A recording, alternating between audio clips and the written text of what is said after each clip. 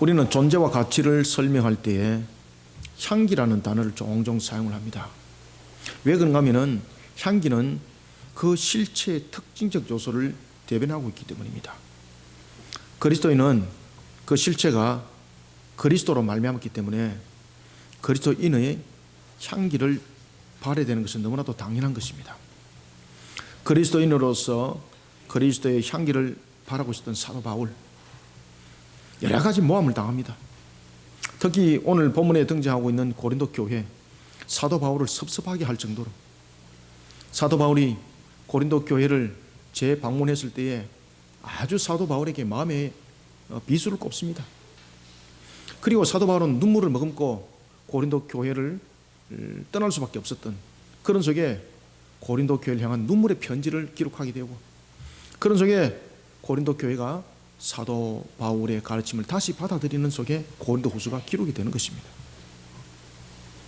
참 사도 바울은 이렇게 힘쓰고 열심히 자신을 섬기고 대접을 받기보다는 오히려 모함을 당하고 많은 고난 속에 그는 시간을 보냈습니다. 그럼에도 불구하고 그는 그리스도 향기를 바라는 것을 멈추질 않습니다. 왜 그런가 하면 진짜 그리스도인이기 때문입니다. 우리가 가짜 그리스도인들을 보면은 상황이 부딪히게 되면 대부분의 포납니다. 처음에는 그리스도인의 향기가 나는 듯 하지만은 어떤 상황이 탕 부딪혔을 때에 누린내가 나고 썩은 내가 납니다. 그것은 왜 그런가 하면 가짜란 이야기죠. 참 그리스도인은 사도 바울처럼 어떤 상황과 어떤 위기 상태 속에 놓였더라도 그 향기는 변하지 않습니다. 왜 그런가 하면 향기는 그 본질을 말하고 있는 것이거든요. 때로는 우리가 향수를 사용하기도 합니다.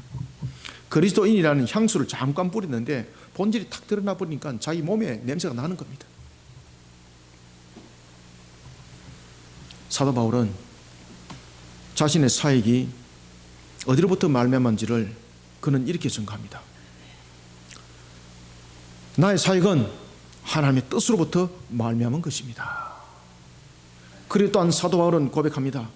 예수 그리스도께서 나를 이방인의 사도로 세웠기에 내 몸속에서 나타나는 것은, 내 모습 속에서 나타나는 것은, 나의 사역 속에서 나타나는 것은 그리스도의 향기 이 하나뿐입니다 라고 말을 했던 것입니다.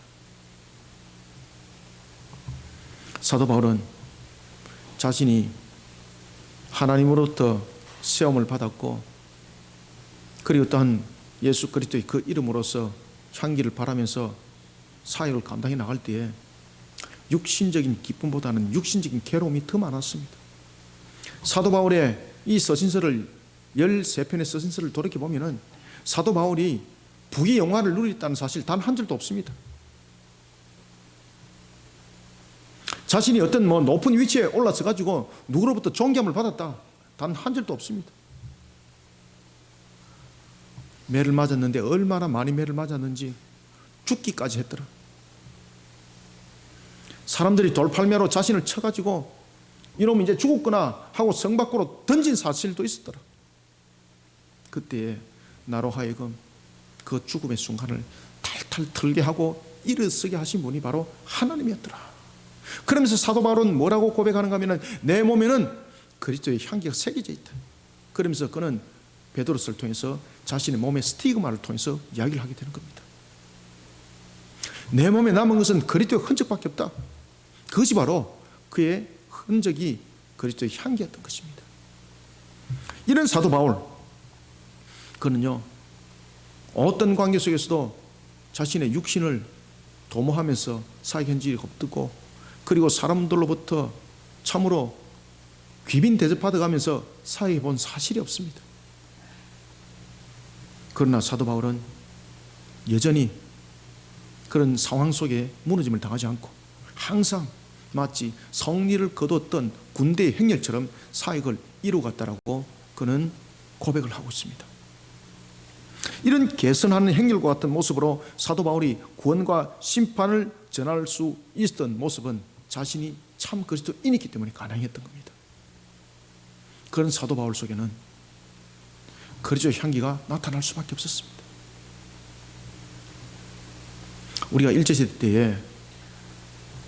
신사참배 문제로뿐만 아니라 여러 가지 문제로 인해서 교회가 일본 정부의 탄압의 대상이 되었습니다.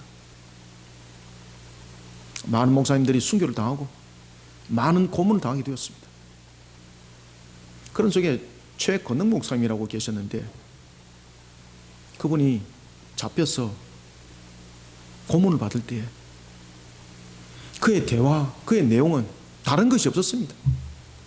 그들이 원하는 고백이 아니라 예수 천국 불신지요. 그러니까 고문을 시키던 그 담당 형사가 자신이 질리는 거예요. 너는 이놈아 때리 패면은 아프면 아프다 그러고 나를 살려주세요라고 나를 한번 좀 건져주세요라고 이렇게 부탁을 해야 되지. 왜 너는 예수 천국 불신지옥 이것밖에 너는 말하지 않는가? 라고 말하니까 뭐라고 말합니까? 내 속에 있는 것이 그것밖에 없습니다. 내 속에 있는 것이 예수밖에 없습니다. 그러니 나의 고통 속에 드러나는 것은 예수 천국 불신지옥밖에 없더라고. 그러면서 고문을 가던 사람이 지쳐가지고 오히려 고문을 가던 사람이 오히려 그 앞에 굴복을 당하고 그를 풀어줬던 사건이 있습니다. 우리는 그리스도인입니다. 그리스도인이라는 것은 그리스도의 향기를 발해야 된다는 겁니다. 사랑하는 성도 여러분, 우리는 사도 바울이 전해주는 그리스도의 향기를 통해서 우리는 그리스도인으로서 이 시대 위에 어떤 향기를 우리는 바르게 되어야 되는지, 과연 우리는 이 시대 앞에 어떤 그리스도인으로서 향기를 발해야 되는 것인지 우리가 본문을 통해서 한번 되새겨 보도록 하겠습니다. 먼저 우리가 12절을 한번 읽습니다. 시작. 내가 그리스도의 복음을 위하여 드로아의 이름에 주 안에서 문이 내게 열렸으되 아멘. 자, 여러분 여기서 주목을 하셔야 됩니다. 그것은 뭔가 하면은 주 안에서 문이 열렸다는 것이죠. 그러면서 그가 지금 어디에 있다는 겁니까? 드로아입니다. 그런데 13절 보십시오. 13절에서 보면은 주 안에서 문이 내게 열렸다는 것입니다. 드로아의 이름에. 그런데 그가 드로아에 있지 않고 나중에 어디로 가게 되는 겁니까? 마게도냐로 가는 겁니다. 아시겠습니까? 우리는 오늘 본문을 통해서 먼저 12절부터 14절 통해서 먼저 첫 번째 우리는 어떤 향기를, 어떤 그리스도의 향기를 우리는 이 시대 앞에 우리는 바라야 되는가. 먼저 첫 번째, 내가 원하는 방식의 열매를 맺어가는 기쁨보다 하나님의 주권에 이끌려서 그리스도의 향기를 바라는, 그리스도의 열매를 맺어가는 것을 더 큰 기쁨으로 여기며 그리스도의 향기를 세상 가운데 바라는 그리스도인이 되어야 됩니다. 내가 원하는 여러 가지 방식도 있습니다. 지금 오늘 본문에 보면은 두 지역이 나타나는데 드로아와 그리고 또한 마게도냐의 차이점이 있습니다. 드로아는 자신이 원해서 간 지역입니다. 그런데 마게도냐는 하나님께서 그의 마음을 움직여서 가게 만드는 지역입니다. 사도 바울이 고린도 교회의 소식을 어디로부터 듣는가 하면 드로아에 있을 때 듣지 않습니다. 마게도냐에서 듣습니다. 우리는 이러한 것들을, 중심들을 통해서 깨달아야 될 것은 내가 원하는 방식의 열매를 맺어가는 그 속의 기쁨보다도 하나님의 주권에 이끌려서 그리스도의 열매를 맺어가는 것이 더 큰 기쁨이 놓여있다는 것을 우리는 인지하셔야 됩니다. 이 속에 우리는 하나님의 주권 속에 이끌려서 하나님의 방식대로 우리는 그리스도의 향기를 바라는 그리스도인이 되어야 합니다. 바울은 고린도 교회 소식을 듣기 위해서 드로아에서 디도를 기다립니다. 디도가 그 속에서 만나기로 했죠. 이런 바울의 발걸음은 언제나 변함이 없는 것이 한 가지가 있었습니다. 그의 발걸음이 머무는 곳에는 항상 그리스도의 향기가 바래진다는 것이죠. 이런 바울의 모습은 고린도 교회 소식을 듣고자 머물러 있던 드로아에서도 동일했습니다. 여기에 대해 바울은 이렇게 전합니다. 내가 그리스도의 복음을 위하여 드로아의 이름에, 여기 주목하셔야 됩니다. 내가 그리스도의 복음을 위하여 드로아의 이름에라는 것입니다. 그러면은 자신이 드로아에 간 목적이 있습니다. 드로아에 두 가지 목적을 가지고 갔다는 거죠. 첫 번째는 디도를 그곳에서 만나서 고린도 교회 소식을 듣기 위해서 간 것이고, 두 번째는 무엇을 전하기 위해서 기다리면서 복음을 전하겠다는 뜻으로 갔다는 것이죠. 그럼 그런데 복음을 전했는데 편안한 마음이 안 생기는 거예요. 편안한 마음이. 분명히 하나님의 사역을 감당하면 편함이 있어야 되잖아요. 편안한 마음이 안 생기는 거예요. 편안한 마음이. 사도 바울이 나중에 하는 걸 그것을.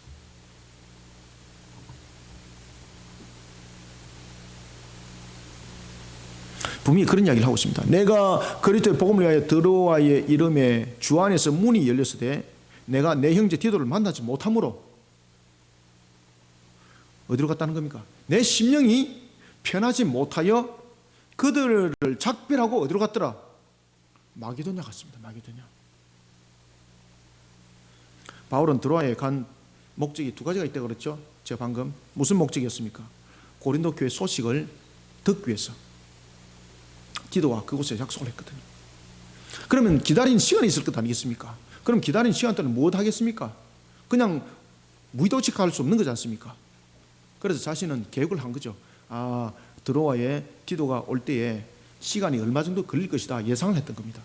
요 정도 되면 충분하게 그가 올 것이다 예상을 하고 드로아에서 두 번째는 복음을 전할 목적으로 디도가 오는 그 사이에 복음을 전할 목적으로 두 가지 목적을 가지고 갔는데 마음이 편하지 않습니다. 왜 편하지 않는가 하면 자신이 계획한 시간에 디도가 안 오는 겁니다.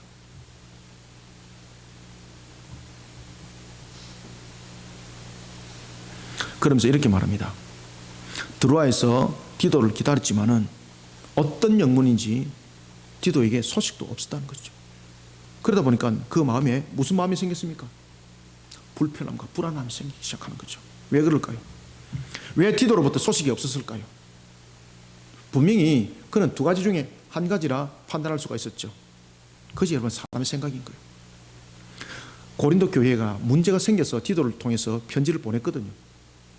그 당시에 그 교회의 형편은 사도 바울의 사도권도 부인하고 사도 바울의 가르침을 거부했던 것입니다. 그러니 디도가 간 목적은 좋은 것으로 간 것이 아닙니다.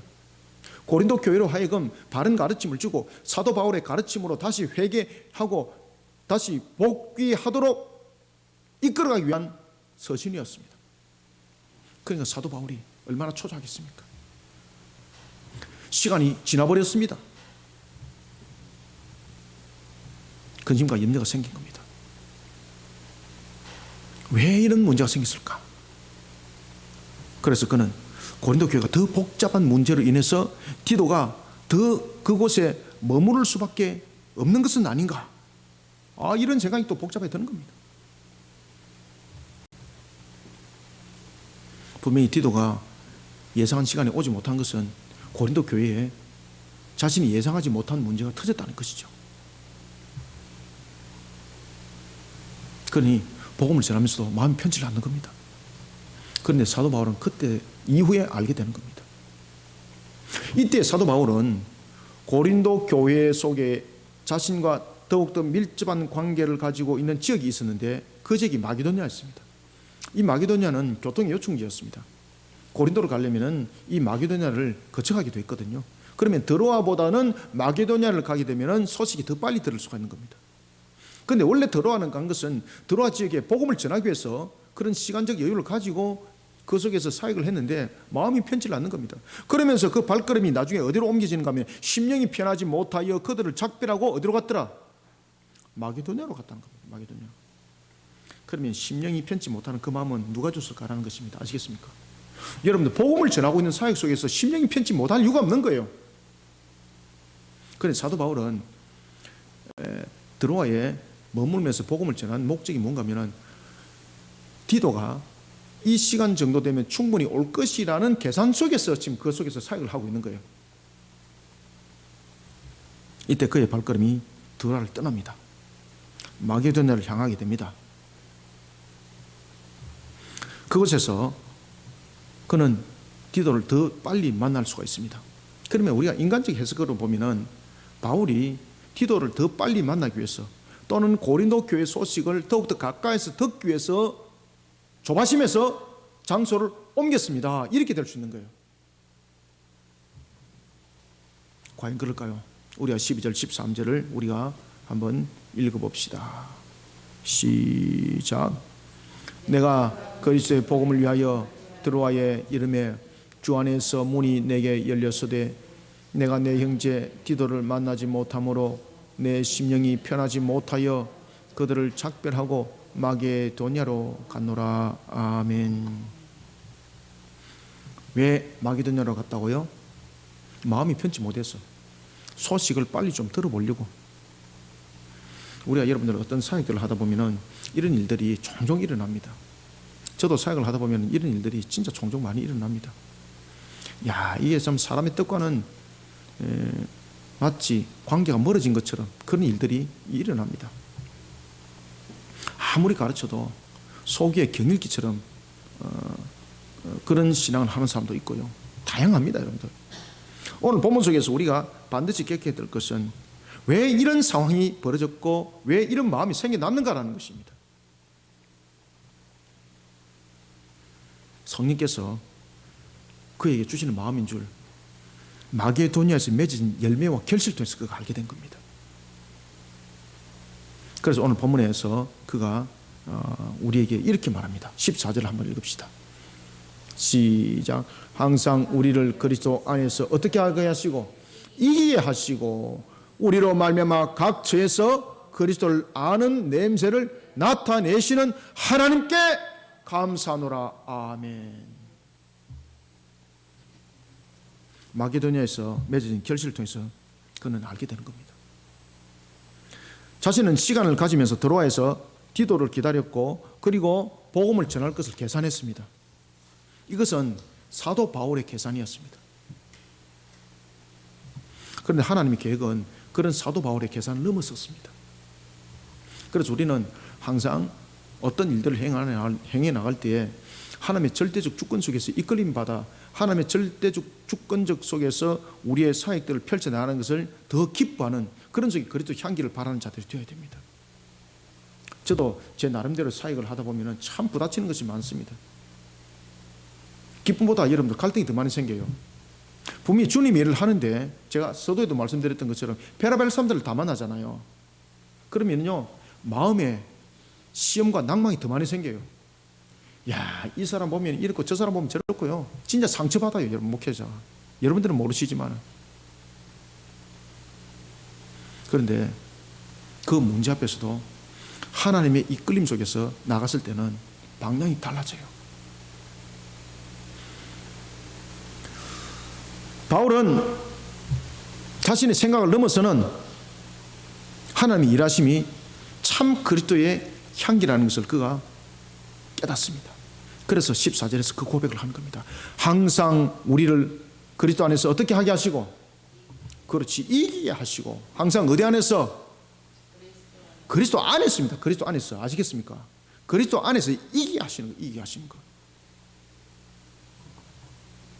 이것을 그가 깨달았던 겁니다. 드로아에서 복음을 전하지만은 그 심령이 온전하지 못했죠. 자기 계산과 자기 방법으로 그 사역들을 펼쳐나가고 있었지만은 마음이 편치를 않는 겁니다. 그리고 그 마음이 마게도냐를 가게 만듭니다. 거기에서 그가 알게 된 겁니다. 이기게 하시는 하나님, 이기게 하시는 하나님, 그리스도 안에서 이기게 하시는 하나님. 야, 나의 방법과 나의 계산이 아니었구나. 나는 디도가 오는 계산을 했고 디도가 그 오는 계산 속에서 조금만 늦어지니까 내 마음이 불안해지더라. 그것이 저와 여러분들의 마음입니다. 아시겠습니까? 그것이 저와 여러분들의 사역입니다. 그게 우리가 어떤 일들을 할 때에 그리스도 안에서 온전하게 하나님을 바라보면서 우리가 섬김과 봉사를 하지 못하고 사역을 하지 못하면요 늘 이런 문제가 생겨요. 여러분 아시겠습니까?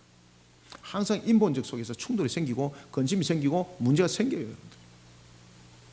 우리는 그리스도 안에서 이기게 하시는 하나님을 바라볼 수 있어야 되는 거예요.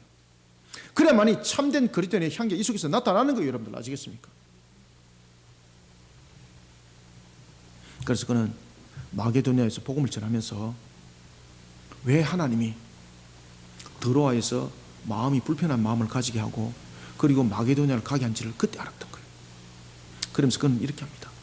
그리스도 안에서 이기게 하시는 하나님께 감사하노라. 아멘. 그리고 두 번째는 그는 그리스도를 아는 냄새를 나타내는 하나님께 감사를 드립니다. 이야, 내가 진짜로 참된 그리스도의 향기를 이렇게 나타내는 것이구나.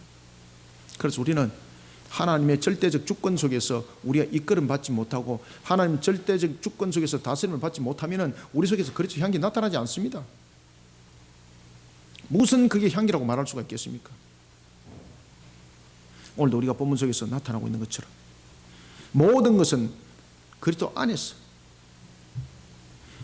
그래서 그리스도 안에 우리가 녹아졌을 때에 그리스도를 아는 냄새가 나타나는 거예요. 여러분들 아시겠습니까? 이런 것들이 나의 방식과 나의 방법과 나의 고집대로 되는 것이 아니더라는 겁니다.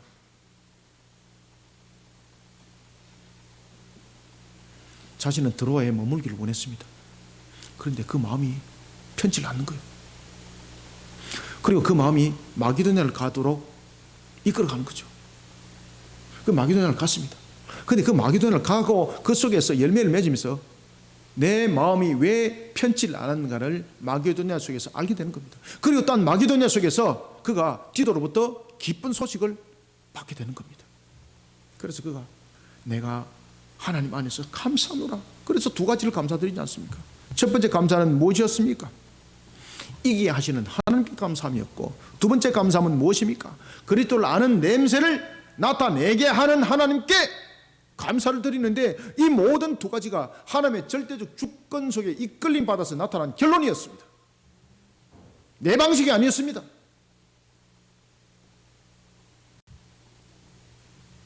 마게도냐까지 그가 그리스도를 알리기까지 그 결실은 하나님의 절대적 주권에 의한 풍성함이었다는 것을 그가 고백을 합니다.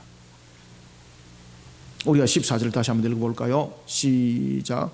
항상 우리를 그리스도 안에서 이기게 하시고 우리로 말미암아 각 처에서 그리스도를 아는 냄새를 나타내시는 하나님께 어떻더라?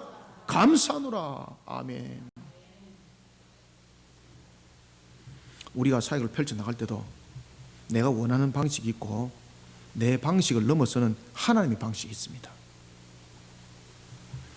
사도행전 16장 6절 이하에 보면은 바울은 전도 사역을 펼쳐나갈 때에 자신이 1차 전도 여행 속에서 결실을 많이 거뒀잖아요. 그러다 보니까 2차 전도 여행은 자신이 결실을 거뒀던 그 지역을 다시 한번 확인을 해보고 싶었습니다. 그래서 그의 발걸음이 1차 전도 지역이 아시아 지역이었거든요. 소아시아 지역. 여전히 그의 발걸음은 소아시아를 향하고 있었습니다.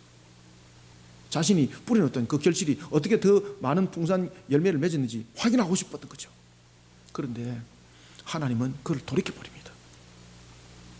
사도행전 16장 6절 이하에 보면은 그는 분명히 아시아를 향하고자 했는데 하나님께서 성령께서 환상 중에 마게도냐의 한 사람을 보여줍니다. 그리고 그의 걸음을 어디로 옮길까요? 마게도냐로 옮기게 됩니다. 그러면서 유럽의 복음화가 이루어졌던 겁니다.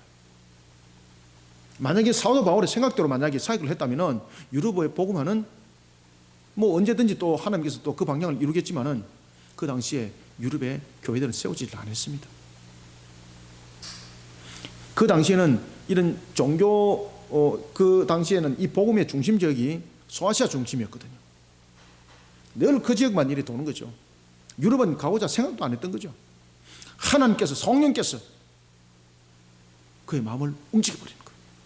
그러면서 그때 비로소 여러분들이 잘 아시는 것처럼 빌립보의 그 한 사건을 통하여 그 지역에 교회가 세워지고 성령의 강력한 역사함이 그 속에서 일어나는 겁니다.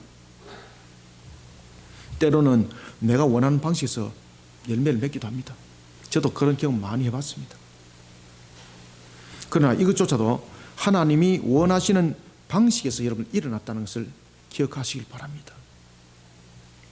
그래서 우리는 무엇보다 중요한 것은 하나님이 원하는 방식에 자신의 섬김과 자신의 사역을 올려놓는 그리스도인이 되어야 됩니다. 내 생각, 내 뜻, 내 주관 속에 하나님의 계획하심이 가릴 수가 있습니다. 오늘 본문에 나타나고 있는 것처럼 자신이 들어와 있었습니다. 계산을 다 했잖아요. 디도가 이 시간 정도 되면 올 것이다. 그 시간에 여유속을 가지고 나는 디도에서 복음을 전할 것이다. 들어와서 복음을 전할 것이다 했지만은 시간이 지나버리니까 어떤 마음이 듭니까? 야, 나에게 더욱더 복음을 더 전하고 싶은 시간을 줬구나. 이게 아닙니다. 마음이 초조히 시작했습니다. 야, 디도가 왜 안 올까? 분명히 고린도 교회 속에서 일어났던 그 사건들을 보면은 분명히 그 사건이 더욱더 골이 깊어질 수도 있고 디도를 받아들이지 아니하는 그런 방향 속에서 디도가 그들을 설득한다고 시간을 많이 보낼 수 있고 막 별의별 생각이 막 다 드는 거예요. 좋은 생각은 하나도 안 드는 거예요. 왜 좋은 생각이 안 들까요? 고린도 교회가 문제를 가지고 있었기 때문에 좋은 생각이 들 수가 없는 거예요. 그러니 마음이 근심이 생기고 염려가 생기고 초점이 되는 거예요. 왜? 자신이 처음에 계획했던 그 시간을 넘어버렸으니까. 그런데 하나님의 계획은 그 마음을 움직여서 마게도냐로 가게 만들고 그 마게도냐 속에서 하나님께서 강력한 역사 결실을 맺게 되면서 사도 바울은 하나님께 두 가지를 감사했던 겁니다. 이기게 하시는 하나님, 이기게 하시는 하나님, 아시겠습니까? 그런가 하면은 그리스도를 아는 냄새를 나타내게 하시는 하나님께 감사를 드렸던 것이죠. 때로는 내가 원하는 방식에서 열매를 맺어가는 방식도 있습니다. 그러나 이것조차도 하나님이 원하시는 방식에 자신의 섬김과 자신의 사역을 올려놓아야 합니다. 들어와 있을 때에 바울이 마음이 편치 않았던 것은 바로 내가 원하는 방식이 하나님의 일이고 섬김의 일이라 할지라도 그리스도 안에서 나의 사역과 섬김을 돌아볼 수 있어야 된다는 것을 하나님께서 가르쳐주고 있었던 것입니다.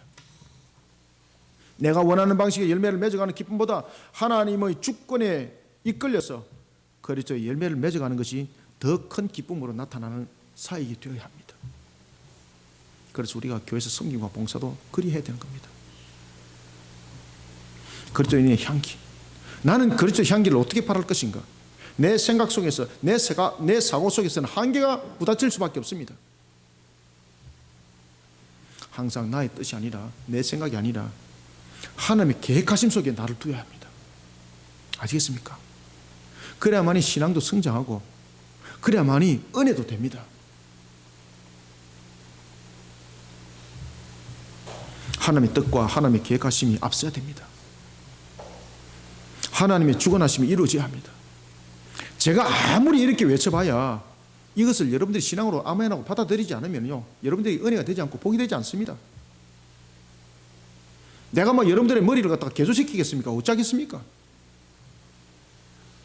여러분들이 뭐 사회보고도 아니고, 차라리 사회보고면은 칩을 바꿔가지고 그 명령만 주면은 얼마나 순탄하고 잘 흘러갈 수가 있습니까? 하나님은 여러분들을 사회보고로 만드는 것이 아닙니다. 인격체로 만들었습니다. 여러분들의 인격이 하나님 안에서 녹아들어야만이 동화되어지고 이 말씀이 아멘으로 받아들일 수 있는 겁니다.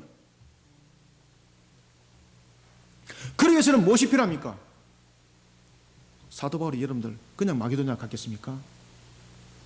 바로 기도를 하셔야 됩니다. 기도하면서 하나님의 더 큰 뜻을 구해야 됩니다. 오늘 본문에도 보면은 자신이 드로아에 갔지만은 디도를 만나지 못한 것, 이 속에서 13절에 보면은 그가 마게도냐를 갔다 그랬습니다. 그런데 마게도냐를 갈 때에 어떻게 갔다고 말하고 있습니까?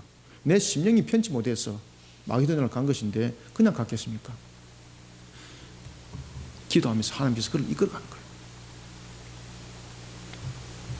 내 계획, 내 뜻 아주 좋습니다. 부딪힙니다. 왜 그런가 하면 우리는 우리 속에 가지고 있는 이 못된 성질이라는 것이 우리 속에 늘 존재하거든요. 찢기라는 것이 늘 존재하거든요. 충돌이라는 것은 일어날 때 본질이 나타나는 향기는 그리스도의 향기가 아닐 수가 있습니다. 기도하시길 바랍니다. 기도로서 태워야 합니다. 더러운 찢기와 더러운 향기를 태워야 됩니다. 사도 바울도 마찬가지였습니다. 기도하면서 하나님의 더 큰 뜻을 구했던 겁니다. 기도하며 순종하지 않는 걸음에 열매는 항상 건짐이 있을 수밖에 없습니다.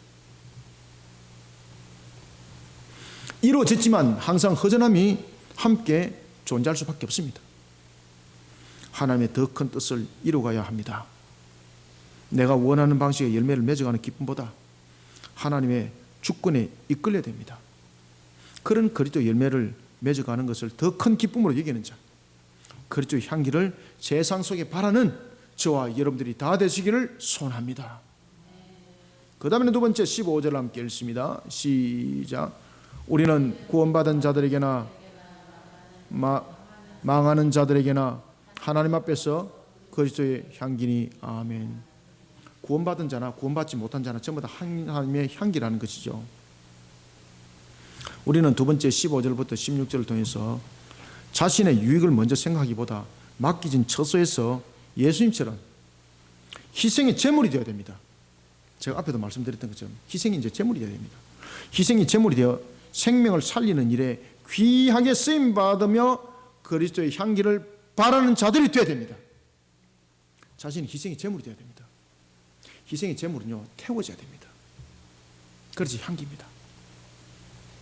향기는 고유한 성질입니다. 짐승들이 여러분 보시면요, 주인을 확인할 때에 눈으로 확인하나요? 아닙니다. 자기 속에 기억되어진 주인의 냄새입니다. 냄새. 우리는 성진이 냄새, 그 다음에 영규 냄새. 우리는 못 맡잖아요. 그죠? 혹시나 또 고약한 냄새를 또 뿜으면 또 모르겠습니다만, 우리는 구별 잘 못해요. 우리는 구별 못해요. 근데 짐승들은요, 100% 확인 다 해요. 제가 이제 우연히 이제 토픽을 하나 봤는데, 이 개가 주인이 버린 것은 아닌데, 어떻게 집을 벗어나가지고 개를 잃어버린 거예요. 그래가지고 그 개가 떠돌아 다니다가 다른 주에서 있는데 동물 보호소에 있는 거죠. 근데 동물 보호소에 있는데 이 개가 3년 동안 보호소에 있는데 단 한 번도 개가 자기를 안아줘도 반갑다 꼬리 안 치고, 개도 보면 여러분 미소 짓는 얼굴을 아십니까? 개도 보면 기쁘면 미소 짓습니다. 늘 보면 침울한 얼굴. 먹이를 줘도 잘 먹지 않고, 그리고 사람들이 자기한테 다가와도 피하고. 그런데 이 개를 안락사를 시켜야 될 문제가 생겨가지고 이 개를 입양을 할 사람을 찾았는데 그 주인이 우연히 보다가 자기 개인 것을 확인을 한 거예요. 그래서 그 것을 찾아갔습니다. 3년. 문을 열었습니다. 개가 여전히 반응을 하지 않는 겁니다. 그런데 잠시 후에 한 3분 정도 지났는데, 3분 내지 한 5분 정도 지났는데 개가 반응을 하기 시작하는 거예요. 꼬리를 치고만 난리가 난 거예요. 처음에는 그 사람을 보고 확인했는데 주인인지 아닌지 구분이 잘 안 가잖아요. 그죠? 3년이 지났는데. 근데 걔는 무엇을 기억했을까요? 냄새를 기억해요. 주인의 냄새. 주인의 냄새가 맞는 거예요. 그러면서 걔가 막 난리를 치는 거예요. 3년 동안에 그렇게 걔가 울고 부르짖고 꼬리치고 우는 얼굴을 한 적은 그때 처음 보았습니다 라면서 그 동물 보호소에 있는 사람이 그 소식을 올린 것을 제가 봤어요. 냄새. 향기는 이와 같이 고유한 성질을 가지고 있습니다. 법원에 들어가면은 천량이 있는데 천량 냄새는 천량 냄새가 나는 거예요.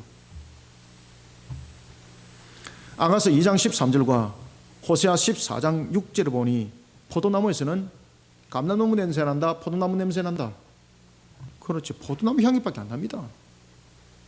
백향목에서는 백향목 향기밖에 안 납니다. 어떤 냄새도 바라지 않습니다. 향기는 그 자체의 고유한 성질을 나타냅니다. 로마서 6장 9절은 그리스도께서 죽은 자 가운데서 살아나신 것은 사망이 다시 그를 주장하지 못하게 되었음이라고 말하고 있습니다. 부활의 향기가 사망의 향기를 삼켰습니다. 그러니 부활의 주님께서는 사망의 냄새가 안 나는 겁니다. 요한복음 19장 30절에 다 이뤘다라고 말씀하신 주님의 부활이 그리스도인을 생명으로 인도했던 겁니다. 그리스도께서 바치신 바로 희생의 제물입니다. 우리는 자신을 희생의 제물로 태워야 합니다. 사도 바울은 자신이 선포한 복음에는 두 가지 향기가 그 효력을 발하게 됐다고 증거하고 있습니다. 첫 번째는 이 복음의 향기 속에는 자신이 또한 사역을 전하면서 자신은 두 가지의 향기를 저는 기억합니다라고 말하고 있습니다. 그 첫 번째 향기는 바로 죽음의 악취였습니다. 복음을 전하면서 그는 두 향기를 발견하게 되었던 것입니다. 아무리 복음을 전했지만은 복음을 받아들이지 아니하는 것은 바로 하나님께서 구원하시기로 예정하지 아니한 바로 유기된 자였습니다. 그에게는요 죽음의 악취밖에 나지는 않았던 겁니다. 영적으로. 복음을 거부하는 자들이었습니다. 사망의 냄새가 났던 겁니다. 두 번째는 생명의 향기였습니다. 사도 바울이 복음을 전합니다. 복음을 받아들이는 것은 지식으로 받아들이는 것이 아니었습니다. 권위와 권세로 받아들이는 것이 아니었습니다.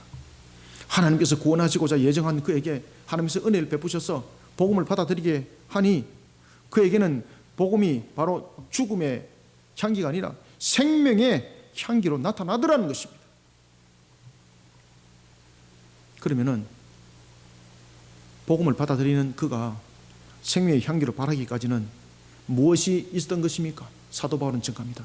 예수님의 대속의 죽으심이 없었다면 여전히 죽음의 악취가 바랬을 것인데 예수 그리스도께서 우리의 구원을 위하여 우리를 구속하기 위하여서 자신을 번제의 희생의 제물로 드림으로 말미암아 그것이 예수 그리스도의 향기가 우리의 향기가 되어서 우리가 생명의 향기를 바라게 되었다라고 사도 바울은 고백을 하고 있습니다. 15절과 16절 두 절을 읽습니다. 시작. 우리는 구원받은 자들에게나 망하는 자들에게나 하나님 앞에서 그리스도의 향기니 이 사람에게는 사망으로부터 사망에 이르는 냄새요 저 사람에게는 생명으로부터 생명에 이르는 냄새라. 누가 이 일을 감당하리요? 아멘. 누가 이 일을 할 수 있다는 겁니까? 우리 어떤 행위로서 아닙니다. 주님께서 우리의 죄를 대속하여서 자신을 번제로 십자가에서 태웠기 때문입니다. 그리스도께서 자신의 피값으로 사신 바 되었기 때문입니다. 이것이 그리스도인입니다. 자신의 맡겨진 처소에서 우리는 그리스도의 향기가 되어야 됩니다. 내 자신을 태우지 않고는 향기를 발할 수가 없습니다. 주님께서도 십자가에서 태웠지 않습니까? 자신의 유익을 먼저 생각하면요 안 태워집니다. 복음을 전하는 자리에 자신을 예물의 향기로 내어놓아야 합니다. 이 절차가 있어야지 태워집니다. 헌신과 섬김으로 태우시길 바랍니다. 그리스도께서 세우신 생명의 전달자가 됩니다. 창세기 12장 2절과 3절은 증거하고 있습니다. 내가 너로 큰 민족을 이루고 네게 복을 주어 내 이름을 창대하게 하리니 너는 복이 될지라. 너를 축복하는 자에게는 내가 복을 내리고 너를 저주하는 자에게는 내가 저주하리니 땅의 모든 족속이 너로 말미암아 무엇을 얻을 것이라? 복을 얻을 것이라 하고 아브라함을 통해서 언약했습니다. 그 언약의 성취, 그 언약의 완성을 누가 이루셨습니까? 그리스도께서 이루셨습니다. 어떻게 이루셨습니까? 자신을 태웠습니다.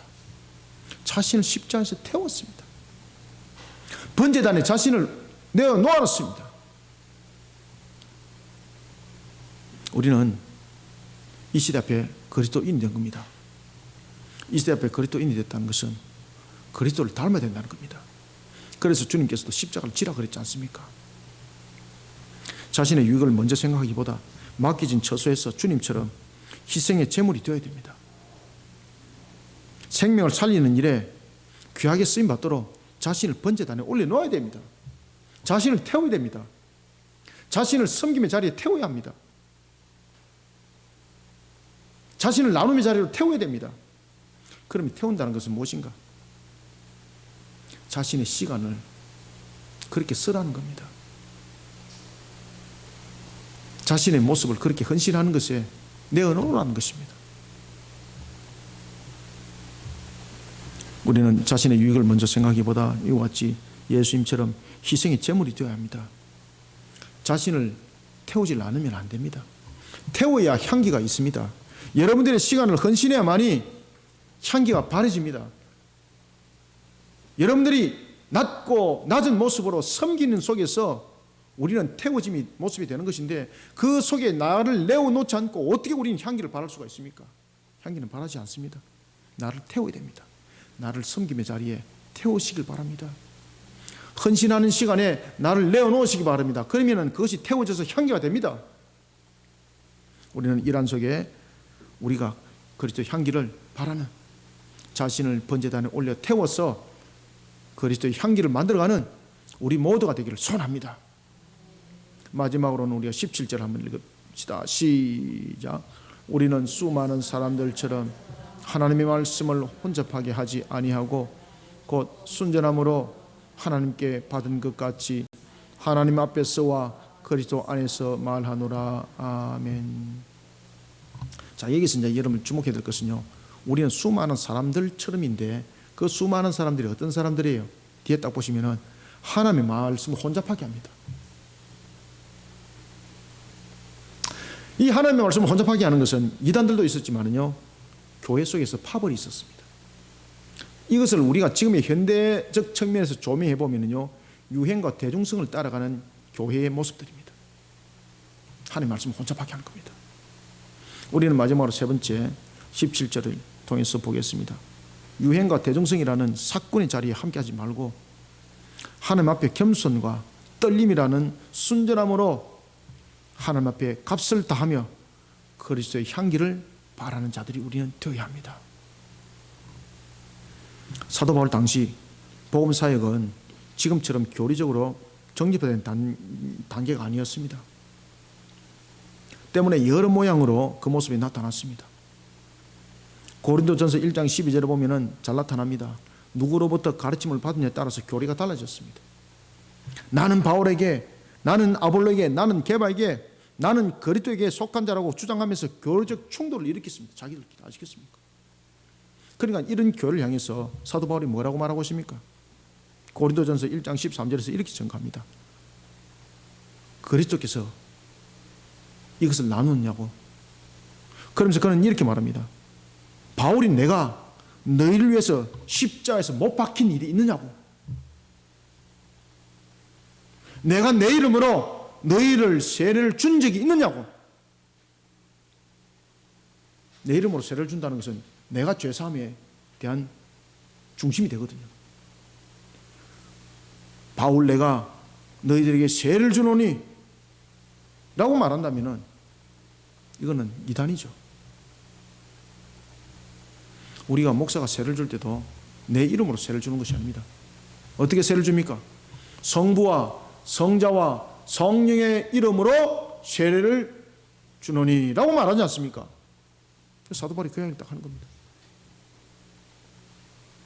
그런데 고린도 교회 당시에는 어떤 교리적 중심들이 아직 확고하게 세워지지 않은 초대교회 때의 모습, 누구로부터 배우냐에 따라서 그것을 가지고 자신들의 전부인 것처럼 주장하면서 교리적 충돌을 일으켰던 겁니다. 그래서 사도 바울이 그 이야기를 하는 겁니다. 내가 십자가에서 너희를 구속하기 위해서 내가 십자가에 내가 못 박혔냐고. 내가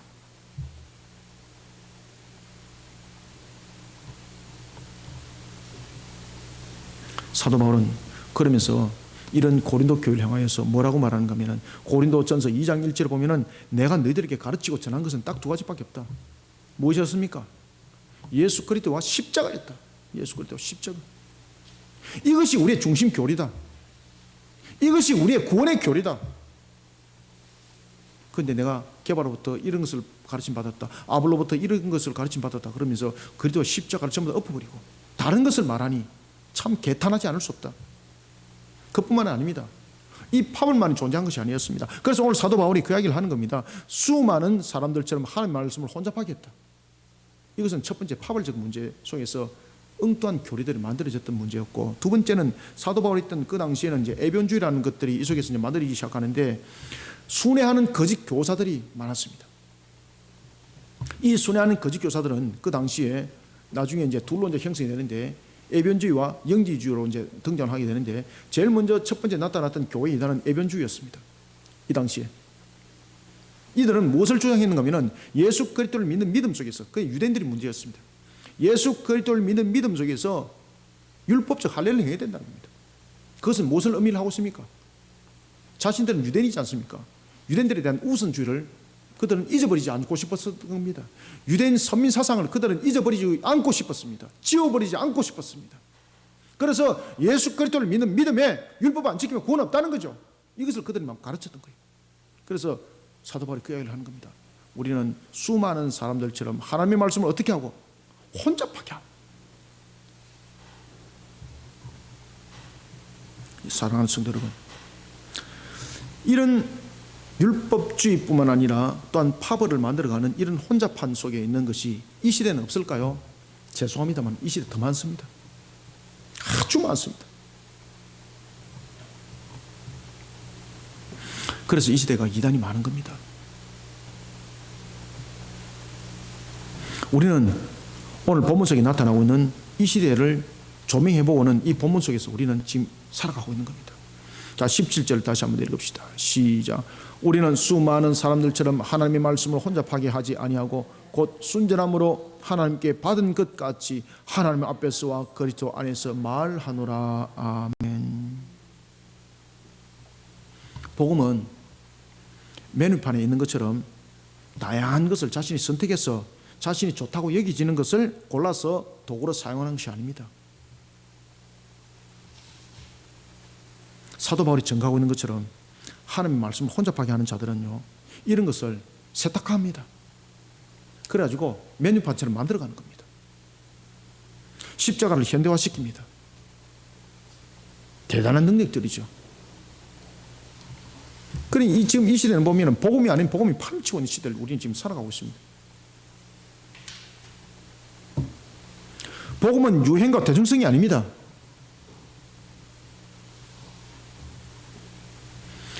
유행과 대중성을 고려해서 청중의 입맛에 맞도록 제조해 나가는 그런 시대를 우리는 지금 살아가고 있습니다. 사도 바울이 이야기했던 것처럼 수많은 사람들처럼 하나님의 말씀을 혼잡하게 하는 자들, 유튜브를 통해서, 인터넷을 통해서, 방송을 통해서, 매스미디어를 통해서 얼마나 이런 것들이 많이 일어나는지 모릅니다. 예수 그리스도께서 이 땅에 성육신하신 목적은 단 한 가지입니다. 우리의 구원입니다.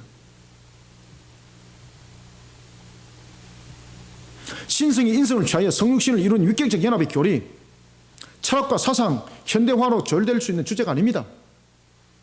반드시 가르쳐야 할 문제입니다.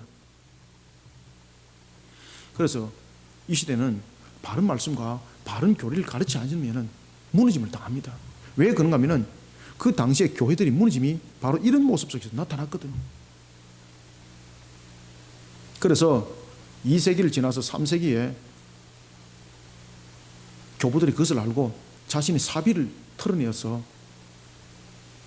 교리 문답 학교를 세우기 시작합니다. 그 속에서 교부들이 성장합니다. 그 속에서 유명한 교부들의 신학자들이 등장하게 되는 거죠. 왜 그런가 하면 이단들이 교회를 침투할 때 가장 핵심이 교리였거든요. 그 교리는 따분해요 라고 말하지 마시기 바랍니다. 여러분 성경 66권을 보십시오. 이미 우리는 여기에 있는 교리를 가르치고 있습니다. 그런데 이것이 지금 이 시대는 세탁시켜버리고 현대화시켜서 교리는 다 지워버리고 있습니다. 구원에 관한 교리를 지워버리고 있습니다. 심판에 관한 교리를 지워버리고 있습니다. 예언의 말씀을 지워버리고 있습니다. 그러면서 교양 가르치고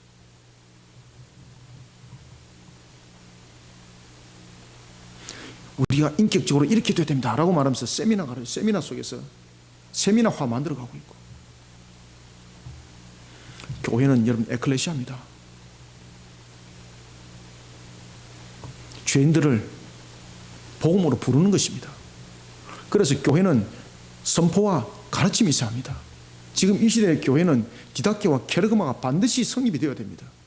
바른 말씀을 가르쳐야 합니다. 바른 교리를 가르쳐야 합니다. 사도 바울이 보십시오. 왜 고린도 교회에 이런 문제점들이 터졌겠습니까? 사도 바울은 말합니다. 우리는 수많은 사람들처럼 하나님의 말씀을 혼잡하게 하지 아니하고 곧 순전함으로 하나님께 받은 것 같이, 순전함으로 하나님께 받은 것 같이 바른 말씀을 가르치고 바른 교리를 가르치는 겁니다. 이래 하지 아니하고는 우리는 소망과 희망이 없다는 것입니다. 우리는 이런 그리스도 향기를 발해야 됩니다. 왜냐하면 교회 속에서 그리스도의 향기를 발할 수 있는 제목들을, 바른 말씀을 가르치고 바른 교리를 가르치는 속에서 제목들을 만들어가지 않으면 이 사람들이 무슨 향기를 발하겠습니까? 자기 속에 들은 거 나타낸다니까요. 최근의 목사님 보십시오. 내 속에 들은 것은 오직 예수 그리스도 향기밖에 없었기 때문에 너희들이 나를 두드리니 내가 속에 있는 향기를 너희들에게 표출해낸다. 그러니 예수 천국 불신 지옥이라, 이것밖에 너희들에게 증거할 것이 없다고 말하고 있지 않습니까? 우리는 이 시대에 우리가 그리스도의 향기를 발할 수 있도록 그리스도의 향기를 우리가 채워나가야 되는데 이 일들을 게을리하는 겁니다. 성도들은 이 일에 적극적이어야 됩니다. 바른 말씀을 가르침을 주면은 바른 말씀을 배우기를 위해서 여러분 힘쓰고 있어야 됩니다. 바른 교리를 가르치길 교회가 힘쓰면은 바른 교리를 배우기 위해서 성도들은 힘써야 됩니다. 그것이 내 속에 것이 되어야 되는 겁니다.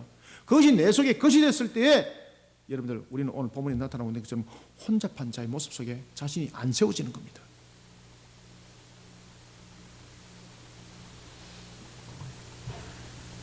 예수 그리스도와 십자가를 현대화로 디자인한 프로그램과 세미나 교회 가운데 절대 존재해서는 안 됩니다. 유행과 대중성이라는 사건의 자리에 함께해서는 안 됩니다. 하나님 앞에서 겸손과 떨림이라는 순진함으로 우리는 하나님 앞에 값을 다하며 예수 그리스도의 십자가를 증거해내는 그리스도의 향기를 바라는 그리스도인들이 되시기를 소원합니다. 말씀을 맺겠습니다. 그리스도의 향기는 내가 원하는 방식에서 만들어지는 제조된 향기가 아닙니다. 내가 원하는 방식에서 만들어내는 향기는 가짜입니다. 단순하게 잠깐 뿌려졌다 지워지는 향수입니다. 사람들을 현혹하게 만드는 향수입니다. 아시겠습니까? 향수는 내 본래 냄새가 아니잖아요. 향수를 뿌리는 가장 큰 이유가 무엇입니까? 상대를 현혹하는 거지 않습니까?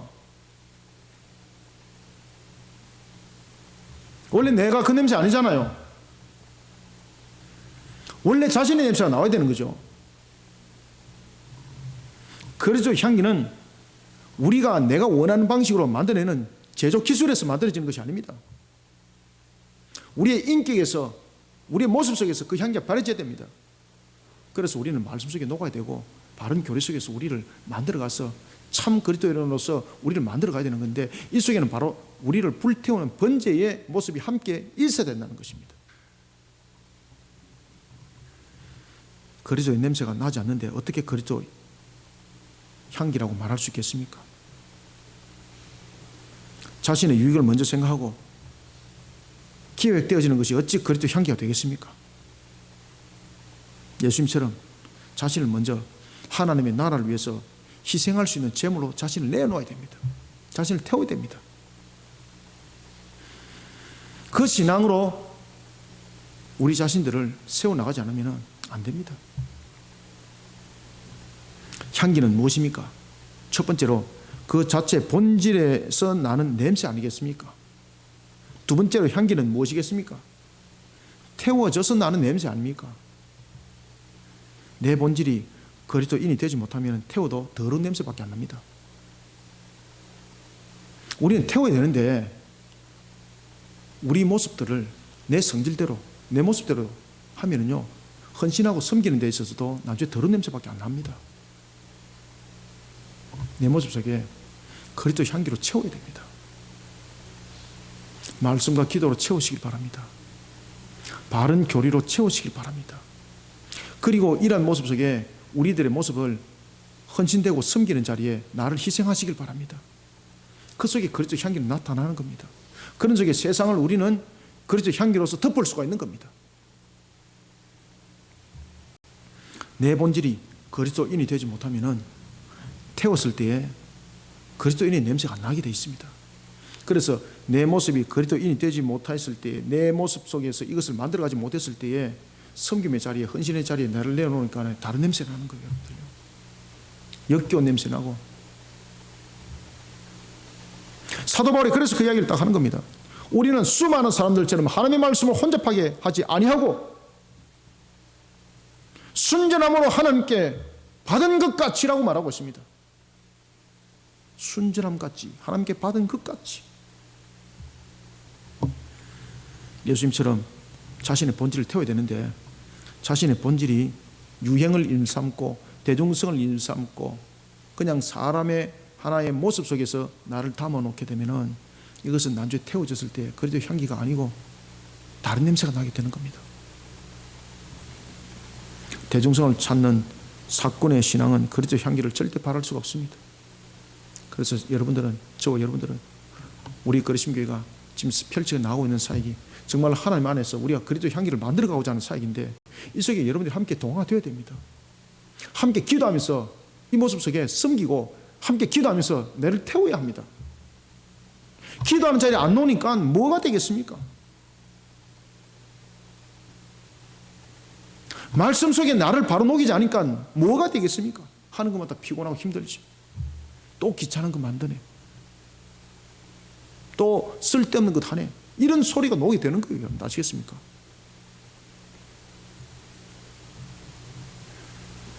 하나님 앞에 겸손과 떨림이라는 순전함으로 하나님 앞에 값을 다하며 십자가의 신앙을, 십자가의 사명을 복음 전파를 통해 바라는 그리스도의 향기를 바라는 자 되기를 주님의 이름으로 축원합니다. 살아 계셔서 역사하시는 주님, 오늘도 우리에게 은혜의 복된 소낙비 꼴의 양식을 부어주시니 감사합니다.